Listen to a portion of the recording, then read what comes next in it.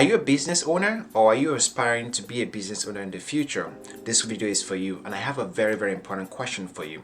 My question for you is, do you have a why? Do you have a strong reason as to why you're currently running that business? Are you just running a business to make money? Is it just a means to an end? Or do you have a strong underlying core reason for why you're doing what you're doing?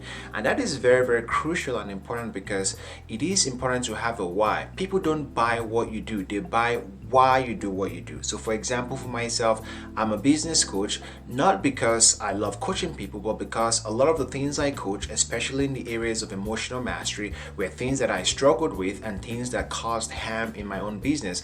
And I am very passionate about helping other people to get over some of those obstacles that I faced when I was running my own business. And for you to have a strong why, you need a lot of self-awareness. Awareness is all about understanding your emotions, understanding the reason you do things, understanding the connections between how you feel and what you do, what you think, and what you say.